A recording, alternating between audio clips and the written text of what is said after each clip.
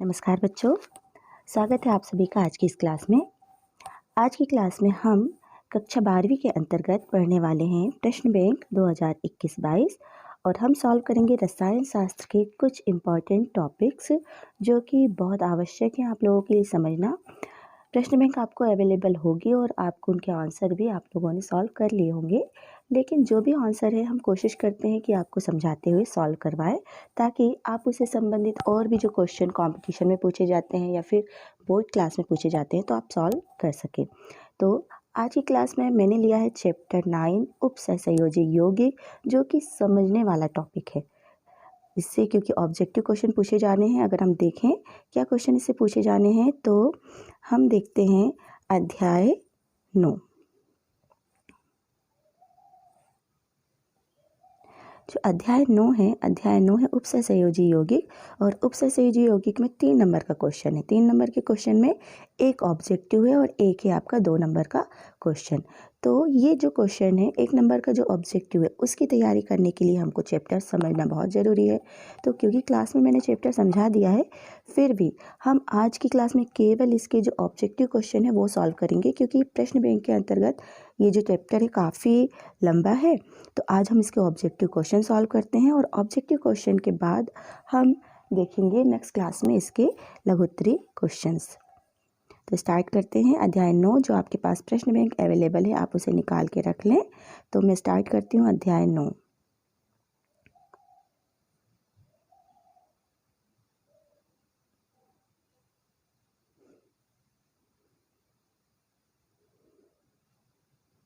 अध्याय 9, ठीक है, आपने भी ओपन कर लिया होगा अध्याय 9। हम स्टार्ट करते हैं। ये जो अध्याय 9 है वो है हमारे पास उपसहसंयोजी रसायन। उपसहसंयोजी रसायन के अंतर्गत हमें आज पढ़ना है जो बहुविकल्पी प्रश्न है उनके आंसर। तो स्टार्ट करते हैं हम।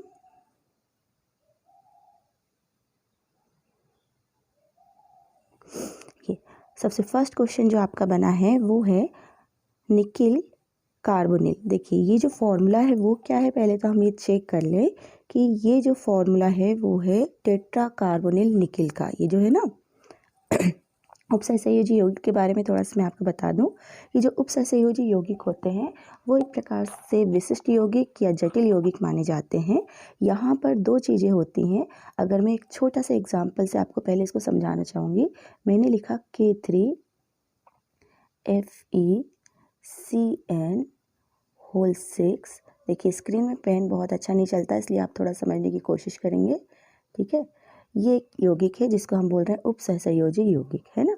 तो यहाँ पर कहा जाता है उपसहसंयोजी यौगिक में, यहाँ ये जो बड़ा कोष्टक है इस पूरे बड़े कोष्टक को हम क्या बोलते हैं, संकुल आयन बोलते हैं।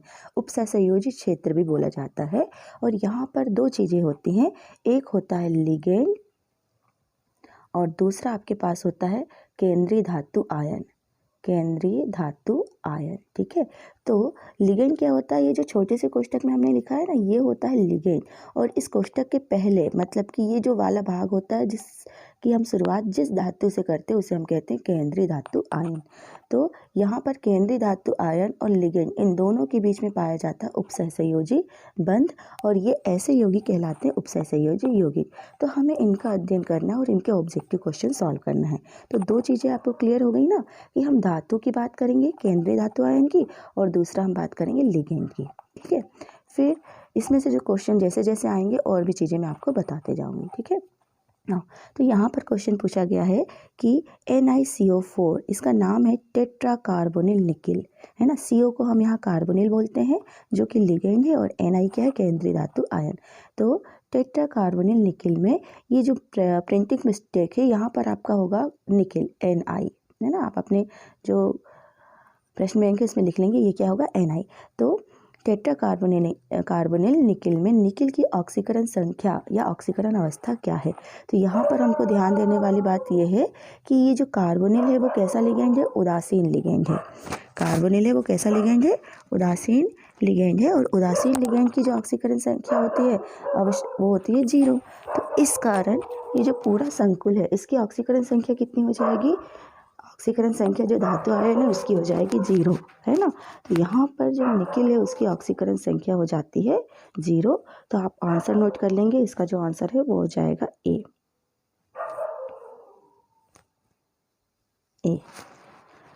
कि निकिल कार्बोनिल में निकिल की ऑक्सीकरण अवस्था कितनी है, 0 है। और ये ऑब्जेक्टिव क्वेश्चन, इसका नाम भी पूछा जाता है तो आप इसका नाम भी नोट कर लेंगे, टेट्रा कार्बोनिल निकिल। 0 ऑक्सीकरण संख्या क्या हो जाएगी इसकी, 0। ना सेकंड जो क्वेश्चन है वो है मोहर लवण है। मोहर लवण है, तो यहाँ पर पहले मोहर लवण क्या है इसको हम देखें, है ना। तो ये जो मोहर लवण है वो एक द्विक लवण है, ये पूछा भी जाता है, ये क्या है, द्विक लवण। आप इसको लिख भी सकते हैं, ये क्या है, एक द्विक लवण है। और द्विक लवण है जिसका सूत्र होता है FeSO4। आप नोट कर लें पहले, क्योंकि ये पूछा भी जाता है, FeSO4।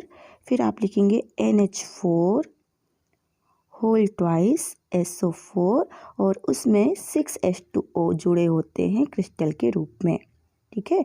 तो ये हुआ इसका सूत्र जो कि पूछा जाता है। मोहर लवण क्या है, जिसको हम बोलते हैं ferrous ammonium sulphate. Ferrous ammonium sulphate. तो पूछा गया है मोहर लवण क्या है, तो यहाँ ध्यान देंगे उपसहसंयोजी यौगिक के अंतर्गत एक हम संकुल आयन की बात करते हैं और इसी टॉपिक्स में हम थोड़ा सा पढ़ते हैं द्विक लवण के बारे में। तो जो मोहर लवण है वो द्विक लवण है। और द्विक लवण क्या होते हैं, जो 2 प्रकार के लवण से मिलकर बने होते हैं। देखिए यहाँ पर एक है फेरस सल्फेट और एक है अमोनियम सल्फेट। तो 2 प्रकार के जो सॉल्ट है वो आपस में मिलकर द्विक डबल सॉल्ट बनाते हैं, जिनको हम क्या बोलते हैं, द्विक लवण। तो जो इसका आंसर है वो क्या हो जाएगा, द्विक लवण। नाउ नेक्स्ट है क्वेश्चन नंबर 3। क्वेश्चन नंबर 3 है, ये लिखा है कॉम्प्लेक्स आयन है जो कि है CuNH3 4 SO4 में कॉपर की समन्वय संख्या क्या है। समन्वय संख्या को हम यहाँ पर कोऑर्डिनेशन नंबर भी कहते हैं। तो आप लिखेंगे कोऑर्डिनेशन या उपसहसंयोजी संख्या भी कहा जाता है। तो उपसहसंयोजी संख्या हम कैसे निकालते हैं, उपसहसंयोजी संख्या निकालने के लिए हमें पता होना चाहिए कि यहाँ पर ये है क्या। तो ये जो उपसहसंयोजी संख्या है, समन्वय संख्या है, वो होती है एक दंतुर लिगेंड की संख्या। आप इसको नोट कर लेंगे साइड में कि ये क्या होती है, एक दंतुर लिगेंड की संख्या, एक दंतुर लिगेंड की संख्या। तो यहाँ पर जो NH3 है वो एक दंतुर लिगेंड है और इसकी संख्या कितनी है, 4 है ना। कि बिल्कुल ध्यान रखें कि समन्वय संख्या क्या है, लिगेंड की संख्या होती है जो कि एक दंतुर, एक दाता परमाणु रखते हैं उनकी संख्या। तो इसके पास कितनी संख्या है, 4 है। तो 4 होने के कारण हमारा जो आंसर है वो क्या हो जाएगा, 4। तो इसकी समन्वय संख्या हो गई 4। नेक्स्ट है क्वेश्चन NiCO4, फिर से वही है, टेट्रा कार्बोनिल निकिल में MC बंद होता है। अब ये MC क्या है, तो ये आपको पता होना चाहिए। तो M क्या होता है, यहाँ पर M हो जाता है मेटल। M का मतलब क्या हो जाता है, मेटल। मेटल मतलब क्या हो गया, धातु। और C, यहाँ पर C क्या है, कार्बन। C मतलब क्या हो गया, कार्बन, है ना। नॉर्मली ये C क्या बताता है, कार्बन ही बताता है।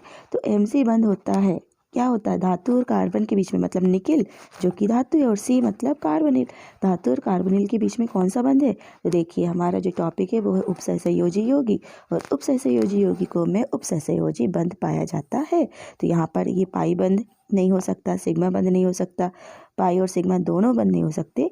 ये होता है उपसहसंयोजी बंध। कौन सा बंध होता है, धातु और कार्बोनिल के बीच में उपसहसंयोजी बंध। तो आप आंसर टिक कर लेंगे, क्या हो जाएगा, उपसहसंयोजी बंध। Now question number 5। Question number 5 है CONH3 6। ये कॉम्प्लेक्स आयन है जिसका नाम दिया हुआ है हेक्साएमीन कोबाल्ट थर्ड आयन, है ना। नामकरण हमने पढ़े, हेक्साएमीन कोबाल्ट थर्ड आयन है, का रंग पीला होता है। इसकी EN संख्या क्या है। EN मतलब क्या होता है, पहले तो हमको ये पता होना चाहिए। तो आप नोट कर लेंगे, E मतलब इफेक्टिव, A मतलब एटॉमिक, N मतलब नंबर। इफेक्टिव एटॉमिक नंबर, जिसको हम कहते हैं प्रभावी परमाणु संख्या। तो ये जो प्रभावी परमाणु संख्या क्या होती है, तो यहाँ पर कहा जाता है, बहुत ही शॉर्ट में मैं आपको बता देती हूँ कि हमने कहा धातु आयन होते हैं, तो इसको आप लिख भी सकते हैं। ये क्या होती है कि धातु आयन, है ना, ये जो धातु आयन है उसके पास उपस्थित इलेक्ट्रॉन की संख्या प्लस लिगेंड द्वारा प्राप्त इलेक्ट्रॉनों की संख्या का योग। आप लिख ले, क्योंकि स्क्रीन पे थोड़ा पेन क्लियर नहीं चलता, इसलिए आप लोग लिखते जाएं, है ना। कि धातु आयन प्लस लिगेंड जो है, लिगेंड के पास जो इलेक्ट्रॉन होते हैं, लिगेंड द्वारा प्राप्त इलेक्ट्रॉनों की संख्या के योग को हम कहते हैं प्रभावी परमाणु संख्या। तो यहाँ धातु आयन के पास कितने इलेक्ट्रॉन है, देखिए हम जानते हैं कोबाल्ट है, इसका परमाणु क्रमांक कितना होता है, 27 होता है। लेकिन ये क्या बन गया, CO+3 आयन। जब +3 आयन बन गया तो इसके पास कितने इलेक्ट्रॉन बचे, 27 में से 3 को हम घटा दें तो इलेक्ट्रॉन बचते हैं 24, है ना। तो 24 इलेक्ट्रॉन धातु आयन के पास हैं। प्लस लिगेंड कितने इलेक्ट्रॉन दे रहा है, एक लिगेंड 2 इलेक्ट्रॉन देता है। तो 6 एमीन है, वो कितने इलेक्ट्रॉन देंगे, 12। तो 24 और 12 को हम जोड़ देते हैं तो आंसर आ जाता है 36। मतलब इसकी जो प्रभावी परमाणु संख्या है वो कितनी हो गई, 36, है ना। तो इसको आप ऐसा याद रखिए कि प्रभावी परमाणु संख्या हम कैसे निकालते हैं, धातु आयन के पास उपस्थित इलेक्ट्रॉनों की संख्या और लिगेंड द्वारा प्राप्त इलेक्ट्रॉनों की संख्या का जब हम योग कर देते हैं तो हमें प्रभावी परमाणु संख्या प्राप्त होती है। और ये किसके बराबर होती है, जो केंद्रीय धातु आयन है उसके पास उपस्थित अक्रिय गैस के बराबर होती है। आप देखेंगे 36 किसका है, क्रिप्टॉन का एटॉमिक नंबर है। तो जो भी अक्रिय गैस होती हैं ज़्यादातर हम देखते हैं क्रिप्टॉन हमको मिलता है, ऑर्गन है, फिर क्रिप्टॉन है, फिर जिनॉन है, ऐसे कुछ हमको मिल जाएंगे। तो इसका आंसर आप नोट कर लेंगे, क्या हो गया, 36। नाउ नेक्स्ट है, छठवा है संकुल यौगिक में लिगेंड क्या होते हैं। तो हमने पढ़ा जो संकुल यौगिक है उसमें लिगेंड क्या होते हैं, इलेक्ट्रॉन युग्म का दान करते हैं। जैसे हमने कहा CN क्या है, लिगेंड है, लिगेंड पे कौन सा चार्ज होता है, माइनस चार्ज। या फिर हमने कहा NH3 क्या है, लिगेंड है। क्यों लिगेंड है, क्योंकि इसके पास क्या होते हैं, एकाकी इलेक्ट्रॉन युग्म होते हैं। तो लिगेंड ऐसे यौगिक होते हैं, ऐसे ऋणावेशित आयन या उदासीन परमाणु होते हैं जो धातु आयन को इलेक्ट्रॉन युग्म दान करते हैं। तो यहाँ पर आंसर हो जाएगा आपका बा, इलेक्ट्रॉन युग्म दान करते हैं। ठीक है, लिख लिया आपने, इलेक्ट्रॉन युग्म दान करते हैं। क्वेश्चन नंबर 7 है, निम्नलिखित में से कौन सा लिगेंड कीलेट बनाता है। अब देखिए थोड़ा सा आपको पता होना चाहिए कि कीलेट है क्या, है ना। जब हम कीलेट के बारे में पढ़ेंगे तब हम इसका आंसर बता सकते हैं। तो यहाँ पर कहा जाता है जो कीलेट है एक प्रकार की चक्रीय संरचना वाला यौगिक होता है। तो ऐसे लिगेंड जो बहुदंतुर होते हैं, बहुदंतुर मतलब जिनके पास एक से ज़्यादा दाता परमाणु होते हैं, वो क्या बनाते हैं, कीलेट बनाते हैं, है ना। तो एक से ज़्यादा दाता परमाणु किसके पास है, यहाँ पर हम देखें तो हम बात करें एसीटेट आयन की। जो एसीटेट, फर्स्ट ऑप्शन है आपका एसीटेट। एसीटेट क्या होता है, CH3COO-, ये एसीटेट है, इसके पास एक दाता परमाणु होता है। साइनाइड है CN, एक दाता परमाणु होता है। अमोनिया है NH3, एक ही दाता परमाणु होता है ना। लेकिन ये जो ऑक्सलेट है इसका फॉर्मूला हम देखें COO माइनस आयन। तो इसमें 2 ऑक्सीजन है, वो दाता परमाणु का काम करते हैं। द्विदंतुर लिगेंड है। तो द्विदंतुर लिगेंड जब केंद्रीय धातु आयन से जुड़ता है ना तो एक चक्रीय संरचना बनाता है, उसे हम कहते हैं कीलेट। तो इसका जो आंसर है वो हो जाएगा ऑक्सलेट आयन। ठीक है, तो आप नोट कर लेंगे कि कीलेट लिगेंड क्या है, ऑक्सलेट। नाउ नेक्स्ट है क्वेश्चन नंबर 8। ये क्वेश्चन नंबर 8। अब क्वेश्चन नंबर 8 क्या है, 8 में पूछा गया है समानांतर परमाणुओं का समूह लिगेंड के समान कार्य कर सकता है। अब कौन सा समूह है जो लिगेंड के समान कार्य कर सकता है, ये क्वेश्चन पूछा गया है। तो लिगेंड कैसा होना चाहिए, हमने कहा इसके पास कम से कम एक जोड़ी इलेक्ट्रॉन युग्म होना चाहिए। कम से कम एक जोड़ी इलेक्ट्रॉन युग्म होगा तो वो कैसा होगा, या तो वो ऋणावेशित हो सकता है, या फिर उदासीन होगा। उदासीन मतलब जैसे हमने कहा NH3, इसके पास क्या है, एक जोड़ी एकाकी इलेक्ट्रॉन युग्म होते हैं, तो ये लिगेंड का काम करता है। हमने कहा CN, इस पे माइनस चार्ज होता है, ऋणावेशित आयन, ये भी लिगेंड का कार्य करता है। तो जो हमारा आंसर होगा दा होगा, वे या तो उदासीन अणु हो या ऋणावेशित आयन हो। नाउ नेक्स्ट है क्वेश्चन नंबर 9। क्वेश्चन नंबर 9 है उपसहसंयोजी यौगिकों में किसी धातु की उपसहसंयोजी संख्या क्या है। देखिए धातुओं की जो उपसहसंयोजी संख्या, 2 प्रकार की संख्याएं होती हैं, इस चीज़ का आप ध्यान रखेंगे। एक हम निकालते हैं उपसहसंयोजी संख्या और एक हम निकालते हैं ऑक्सीकरण संख्या। तो ये जो उपसहसंयोजी संख्या है, सपोज अगर मैंने लिखा, देखिए K3FeCN6, ये एक उपसहसंयोजी यौगिक है ना। इसमें हमको 2 प्रकार की संख्याएं दिखती हैं, एक तो 6 और एक ये 3।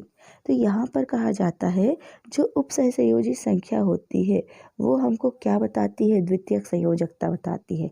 क्या बताती है, हमने पढ़े वर्नर का उपसहसंयोजी सिद्धांत, थोड़ा सा आप सुन लेंगे। वर्नर का जो सिद्धांत है वो कहता है कि धातु आयन दो प्रकार की संयोजकता प्रदर्शित करता है, एक होती है प्राथमिक संयोजकता और एक होती है, देखिए लिखा है प्राथमिक, और एक होती है द्वितीयक। तो जो प्राथमिक संयोजकता होती है वो क्या होती है, धातु आयन पर उपस्थित आवेश के बराबर होती है। जैसे हमने कहा Fe पर कौन सा आवेश है, +3 आवेश है, तो इसकी प्राथमिक संयोजकता कितनी हो जाएगी, 3 हो जाएगी। लेकिन द्वितीयक संयोजकता क्या होती है, द्वितीयक संयोजकता एक दंतुल लिगेंड की संख्या के बराबर होती है।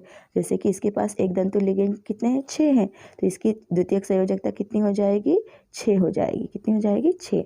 मतलब कि जो उपसहसंयोजी संख्या है वो किसके बराबर होती है, द्वितीयक संयोजकता के बराबर। तो हमारा आंसर हो जाएगा सेकंड, द्वितीयक संयोजकता। नाउ नेक्स्ट है, निम्न में से कौन सा यौगिक उपसहसंयोजी यौगिक नहीं है, नहीं है, है ना। तो अब देखिए यहाँ पर पोटेशियम फेरोसाइनाइड उपसहसंयोजी है, पोटेशियम फेरीसाइनाइड उपसहसंयोजी, टेट्राएमीन कॉपर। जहाँ हमने ऐसा यौगिक देखे तो आप बिल्कुल समझ जाओ कि ये जो यौगिक होते हैं वो उपसहसंयोजी यौगिक होते हैं। पर अगर मैं बात करूँ, ये जो लिखा है फेरस अमोनियम सल्फेट, इसका फॉर्मूला अभी मैंने आपको बताया था, इसे हम क्या बोलते हैं, डबल सॉल्ट बोलते हैं, फेरस अमोनियम सल्फेट, जो कि फेरस सल्फेट FeSO4 और NH4 होल ट्वाइस SO4 का डबल सॉल्ट है। तो ये एक डबल सॉल्ट है, अधिक लवण है, मतलब यह उपसहसंयोजी यौगिक नहीं है। तो आंसर हो जाएगा फेरस अमोनियम सल्फेट। तो ये आपके हुए वस्तुनिष्ठ प्रश्न, एक वाक्य में उत्तर, एक क्या हुए, 4 में से आपको जो एक आंसर छांटना था।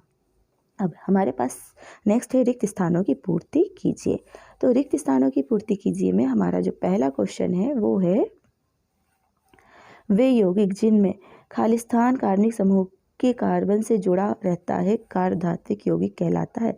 खालिस्तान, तो यहाँ पर हमने पढ़ा कार्बधात्विक यौगिक में कार्बनिक समूह के कार्बन से क्या जुड़ा होता है, धातु। तो इसका आंसर हो जाएगा धातु परमाणु, है ना। कार्बधात्विक यौगिक क्या है, ऐसे यौगिक जिनमें कार्बन जो होता है धातु परमाणु से जुड़ा होता है उसे हम कार्बधात्विक यौगिक कहते हैं।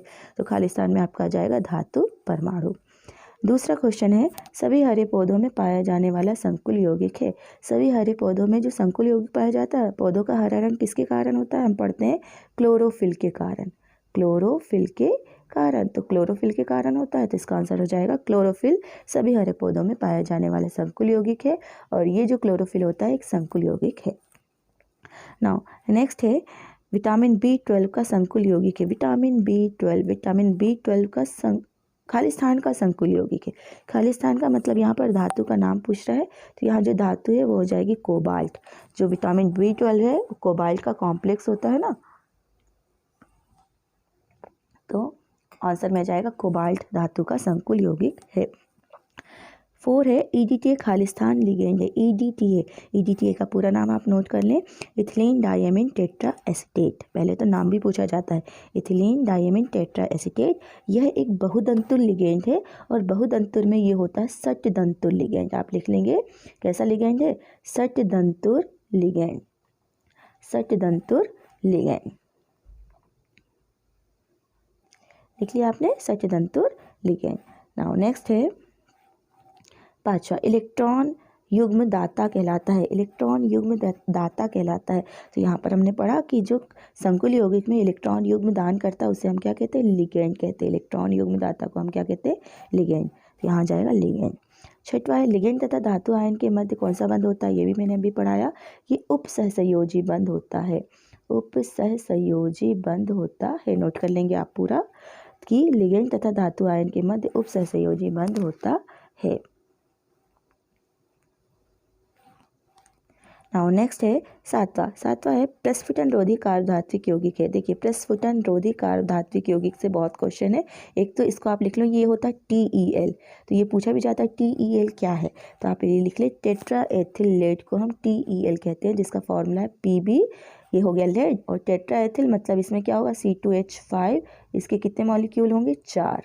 तो 4 होंगे तो वो हो जाएगा टेट्रा एथिल लेड, है ना। तो टेट्रा एथिल लेड को हम क्या कहते हैं, प्रस्फुटन रोधी कहते हैं। ठीक है, TEL इसका आंसर क्या बताया मैंने आपको, TEL टेट्राएथिल। नाउ नेक्स्ट है उपसहसंयोजकता का सिद्धांत किसने दिया था, तो ये भी हमने अभी बात की थी, वर्नर का उपसहसंयोजकता सिद्धांत हम पढ़ते हैं, तो यहाँ आंसर हो जाएगा वर्नर नामक वैज्ञानिक ने दिया था। आप नोट कर ले, वर्नर नामक वैज्ञानिक ने दिया था। नेक्स्ट है फेरोसिन में 2 साइक्लोपेंटाडाइनिल रिंग के बीच खालिस्तान परमाणु होता है। तो फेरोसिन क्या होता है, ये भी एक कार्बधात्विक यौगिक है, कार्बधात्विक यौगिक है जिसकी संरचना कैसी होती है, सैंडविच के समान पूछा जाता है। इसकी संरचना होती है सैंडविच के समान और इसमें होता है Fe है ना। साइक्लोपेंटाडाइनिल, अगर आपको थोड़ा सा ध्यान होगा, मैंने क्लास में पढ़ाया, यहाँ पर Fe होता है और यहाँ पे इस प्रकार से पेंटाडाइनिल रिंग होती है, ये है ना। इस प्रकार से 5 कार्बन वाली पेंटाडाइनिल रिंग होती है और बीच में क्या होता है, आयरन होता है। तो फेरोसिन में 2 साइक्लो पेंटाडाइनिल रिंग के बीच Fe परमाणु या आयरन परमाणु होता है। नेक्स्ट है हीमोग्लोबिन आयरन का कैसा यौगिक है। हीमोग्लोबिन भी एक संकुल यौगिक है ना। क्लोरोफिल है, हीमोग्लोबिन, ये सब कैसे यौगिक है, संकुल यौगिक है। तो यहाँ पर संकुल यौगिक में आयरन धातु होती है।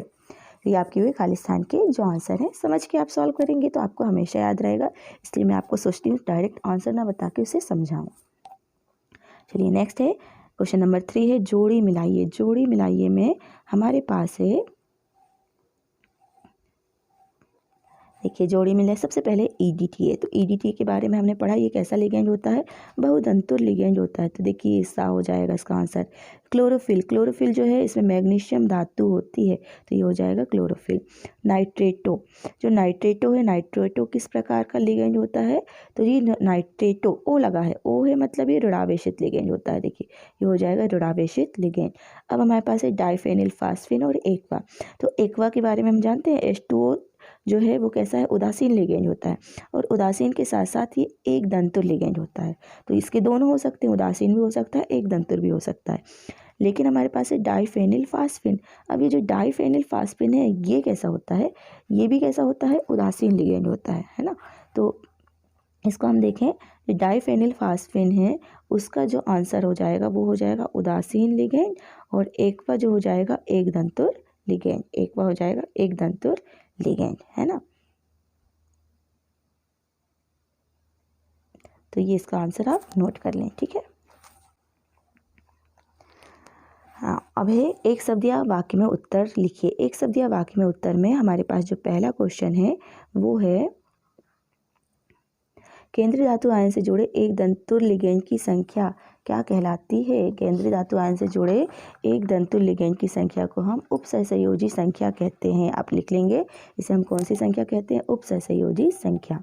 फिर है डाइक्लोरोटेट्राएमीन प्लेटिनम 4 आयन का सूत्र लिखिए। फॉर्मूला लिखना है हमको, डाइक्लोरोटेट्राएमीन, डाइक्लोरो और प्लेटिनम। तो देखिए हम सबसे बड़ा पहले क्या बनाते हैं, एक बड़ा कोष्टक जिसमें हमने लिखा प्लेटिनम PT। डाइक्लोरो, डाइक्लोरो मतलब Cl2। टेट्राएमीन, टेट्राएमीन मतलब NH3 और NH3 कितने हैं, 4, तो इसको कोष्टक में लिख दिए 4, ठीक है। और इसमें आयन प्लस क्या है, ऑक्सीकरण संख्या कितनी है इसकी, 4 है। तो इसकी ऑक्सीकरण संख्या 4 कब होगी, जब इसमें से हम 2 घटा दें, तो इस पे आ जाएगा आवेश 2, तो यहाँ पर लिख देंगे आप +2। तो इसका फॉर्मूला हो जाएगा PtCl2 NH3 होल 4 + 2, ठीक है। नाउ नेक्स्ट है 3, यदि संकुल आयन ऋणायनिक है तो केंद्रीय धातु आयन के नाम के आगे क्या लगाते हैं। हम लगाते हैं प्लेटिनेट, जैसे हमने लिखा 8 लगा देते हैं, क्या लगाते हैं 8। जैसे हम लिखते हैं प्लेटिनेट, फेरेट, कोबाल्टेट, लास्ट में हम क्या लगाते हैं 8 लगाते हैं, तो लिख लेंगे आप 8। नेक्स्ट है वे योगशील यौगिक जो क्रिस्टल जालक के रूप में स्थायी रहते हैं किंतु जलीय विलयन में अपने यौगिकों में टूट जाते हैं। ऐसे यौगिकों को हम कहते हैं द्विक्लवण। आप नोट कर लेंगे, इनका नाम होता है द्विक्लवण, है ना। जैसे हमने कहा फिटकरी क्या है, एक द्विक्लवण है। फिटकरी क्या हो जाएगी, एक द्विक्लवण है। नमस्कार बच्चों, हम इसके पहले की क्लास में पढ़ रहे थे उपसहसंयोजी रसायन के अंतर्गत प्रश्न बैंक हम सॉल्व कर रहे थे और उस प्रश्न बैंक में थोड़ा सा टॉपिक हमारा रह गया था अध्याय 9 उपसहसंयोजी रसायन का। तो आज हम अलग से इसको सॉल्व कर लेते हैं और इसको मैं उसी वीडियो में एडिट कर दूंगी, आपको लिंक शेयर कर दूंगी, आप साथ में देख लेंगे, ठीक है। तो हमारा ये जो टॉपिक था उसमें हमने पढ़ा था, काफ़ी क्वेश्चन हमने पहले के सॉल्व कर लिए थे, है ना। तो आज केवल हम सॉल्व करने वाले हैं एक शब्द या एक वाक्य में उत्तर लिखिए। तो एक वाक्य में उत्तर लिखिए, ये है केंद्रीय धातु आयन से जुड़े एक दंतिल लिगेंड की संख्या क्या कहलाती है? तो इसका आंसर है उपसहसंयोजी संख्या कहलाती है। सेकंड है टेट्राक्लोरो टेट्राएमीन प्लेटिनम आयन का सूत्र लिखिए। तो ये डाइक्लोरो टेट्राएमीन प्लेटिनम आयन का जो सूत्र है वो हो जाएगा, लिखेंगे आप प्लेटिनम मतलब PtCl2 डाइक्लोरो और टेट्राएमीन मीन्स NH3 ये। और क्योंकि इसमें ऑक्सीकरण संख्या 4 है तो 4 में से 2 हम घटा देंगे तो ऑक्सीकरण संख्या हो जाएगी 2। तो ये हो जाएगा इसका सूत्र, किसका? Dichloro tetraammine platinum 4 ion. Now next है थर्ड है, यदि संकुल आयन ऋणावेशित है तो केंद्रीय धातु आयन के आगे क्या लगाते हैं? तो केंद्रीय धातु आयन के जो आगे हम 8 लगाते हैं। आप लिख लेंगे इसमें 8 प्रत्यय लगाते हैं। जैसे हम लिख देते हैं कोबाल्ट में 8 कोबाल्टेट, फेरेट, प्लेटिनेट, है ना, तो 8 लगा देते हैं। नेक्स्ट है वे यौगिक यौगिक जो क्रिस्टल जालक के रूप में ही स्थायी होते हैं किंतु जलीय विलयन में अपनी अयौगिकों में टूट जाते हैं, उन्हें हम कहते हैं द्विक्लवण, है ना। ये मैंने बताया था, जो द्विक्लवण होते हैं वो क्या होते हैं? द्विक्लवण जो होते हैं वो 2 प्रकार के लवण का मिश्रण होता है, जैसे कि फिटकरी, और इसको जब हम जलीय विलयन में घोलते हैं तो ये पूरी तरह से अपने आयनों में वियोजित हो जाता है। नाउ थर्ड है फिफ्थ है, जो फिफ्थ है वो क्या है? वे आणविक या योगशील यौगिक जिनका अस्तित्व जलीय विलयन या विलायक के विलयन में भी विद्यमान रहता है उसे हम बोलते हैं संकुल आयन या संकुल यौगिक, है ना। संकुल आयन या इसका आंसर हो जाएगा संकुल आयन या संकुल यौगिक। छठवां है लिगेंड में वह विशिष्ट परमाणु जो वस्तुतः इलेक्ट्रॉन युग्म देता है वह परमाणु कहलाता दाता परमाणु। दाता परमाणु देखिए, है ना, जैसे कि हमने बात की क्या हमारे पास अमोनिया क्या है? लिगेंड है। NH3 क्या है? लिगेंड है।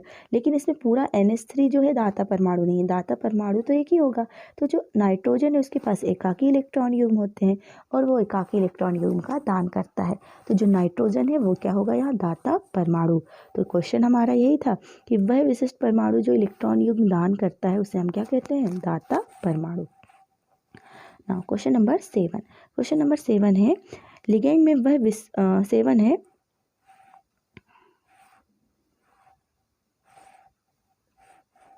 धातु या धातु आयन के साथ संयोजन का जब कोई बहुदंतुल लिगेंड चक्री संरचना वाला अणु बनाता है तो उसे हम कहते हैं कीलेट। कीलेट कहते हैं। यह भी मैंने आपको पढ़ाया था पहले ऑब्जेक्टिव क्वेश्चन में कि बहुदंतुल लिगेंड जब धातु आयन से सहयोग करता है तो हमें एक चक्री संरचना वाला यौगिक मिलता है और उस यौगिक को हम कहते हैं कीलेट। ना क्वेश्चन नंबर 8 है केंद्रीय धातु आयन तथा उससे जुड़े हुए लिगेंड को एक बड़े कोष्ठक के अंदर लिखते हैं। ये जो बड़ा कोष्ठक है वो क्या कहलाता है? तो हमने कहा, जैसे मैंने लिखा K3FeCN6, तो ये जो बड़ा कोष्ठक है, कुछ पूछा जा रहा है, इस बड़े कोष्ठक को हम क्या कहते हैं? तो इस बड़े कोष्ठक को हम कहते हैं उपसहसंयोजन क्षेत्र या समन्वयन क्षेत्र। आप नोट कर लेंगे, 8 का आंसर हो जाएगा उपसहसंयोजन क्षेत्र या समन्वयन क्षेत्र। नाउ नेक्स्ट है 9 उपसहसंयोजन संख्या 6 वाले संकुल आयन का आकार कैसा होता है? तो इसका जो आकार है वो होता है अष्टफलकी। ये इसको याद भी मैंने आपसे करवाया था कि इसको आप कैसे याद करें कि यदि उपसहसंयोजन संख्या 6 है तो संरचना अष्टफलकी होगी। अगर उपसहसंयोजन संख्या 4 है तो जो संरचना है वो वर्ग समतली हो सकती है या फिर चतुष्फलकी हो सकती है। तो आप ये तीनों चीज़ों का ध्यान करें कि हम ज़्यादातर जो उपसहसंयोजी यौगिक है या तो वो अष्टफलकी संरचना वाले होते हैं। कब होंगे? जब उसकी उपसहसंयोजन संख्या 6 है। अगर 4 है तो वो वर्ग समतली होगा या फिर चतुष्फलकी। नेक्स्ट है वर्णन की प्राथमिक संयोजकता से निर्मित बंध होते हैं। प्राथमिक संयोजकता, इसको भी मैंने अभी बताया कि प्राथमिक संयोजकता क्या होती है। अगर मैंने लिखा K3FeCN6 है ना, तो इसमें ये जो 6 लिखा है लिगेंड की संख्या है वो बताती है द्वितीयक संयोजकता, है ना। और प्राथमिक संयोजकता कि इस पूरे संकुल पर कौन सा आवेश था? यहाँ पर आवेश था इस पे -3। तो -3 को बैलेंस करने के लिए हमने 3 पोटेशियम आयन जोड़ दिए +3 वाले। तो इस प्रकार से ये वाली जो संयोजकता होती है वो आयनिक होती है। कैसी होती है? आयनिक, मतलब आयनिक आवेश को बैलेंस करती है। धन आयन है तो ऋण आयन से बैलेंस होगी और ऋण आयन है तो धन आयन से बैलेंस होगी। तो ये जो प्राथमिक संयोजकता होती है वो आयनिक होती है। तो आपका आंसर क्या हो जाएगा 10वें का, इसकी जो संयोजकता है वो कैसी होती है, प्राथमिक होती है। तो ये आपके आंसर हो गए किसके, एक वाक्य में उत्तर लिखिए। तो एक वाक्य में उत्तर लिखिए, इसको या तो मैं आपको अलग से शेयर कर दूंगी या इसके पहले का जो वीडियो बना है उसमें मैं आपको एडिट करके शेयर कर दूंगी। किसी भी प्रकार से आप इसके आंसर देख सकते हैं। और जो भी क्वेश्चन के आंसर आप सॉल्व करें तो मैं बिल्कुल चाहूँगी आप समझ के सॉल्व करें, मैच करें, 2-3 चीज़ों को साथ में समझें। एक ऑब्जेक्टिव से हमारे 4 ऑब्जेक्टिव के आंसर हम बना सकें, इस तरीके से हमारी पढ़ाई होनी चाहिए। तो आप इस चैप्टर्स को सॉल्व करें। नेक्स्ट क्लास में मैं इसके ये जो लघुत्तरी क्वेश्चन है वो आपको सॉल्व करवाऊंगी और साथ में इस चैप्टर्स को समझाऊंगी। तो अगर आपको वीडियो अच्छा लगता है तो वीडियो को आप ज़रूर लाइक करें और मेरे यूट्यूब चैनल को ज़रूर सब्सक्राइब करें। Thank you.